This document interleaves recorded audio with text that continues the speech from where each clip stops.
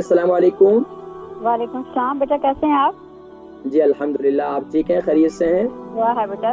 बेटा मेरे ये दो मसले मैंने आपके साथ पहले भी डिस्कस किए थे, मैं आज फिर कर रही हूँ। एक तो बेटी का मसला था कि उसके पित्ते में पथरी है, उसका स्कैन हुआ है, वो पथरी 1 सेंटीमीटर है। तो उसको दर्द है, इतनी शदीद दर्द नहीं है, लेकिन दर्द कभी ऊपर कभी नीचे करके चलती जा रही है। उसके लिए मुझे बेटा आपको मुझे अच्छा सा नुस्खा बता दें कि उसकी पथरी डिजॉल्व हो जाए। दूसरा अच्छा, बेटा पहले मेरा इसका जवाब सुन हाँ, लें। इसका जवाब सुन लें। पथरी के लिए बेहतरीन ये है कि मैंने जिक्र किया, आज आप हल्दी वाला फ्रेश हल्दी ले लें बाजार से, 3 इंच का जी टुकड़ा।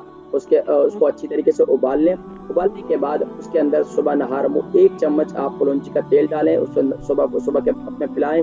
और अगर पथरी फिर भी तंग कर रही है, क्योंकि बस औकात क्या है, पथरी आके जब मूव भी होती है तो फिर भी पेशाब में रुकावट होती है, दर्द बढ़ता है, तो फिर इसकी मिकदार ज़्यादा कर दें। ये नहीं कि इसके रात को भी कर लें और सुबह के वक्त में भी कर लें। और दिन में जो है मेरा कहवा जो बड़ा मशहूर है, खाने के 1 घंटे के बाद वो भी उन्हें पिलाना शुरू करें। इससे और इसके साथ-साथ सूरह रहमान की आखिरी आयत है, तबारक अस्मु रब्बिका ज़िल जलाली वल इकराम।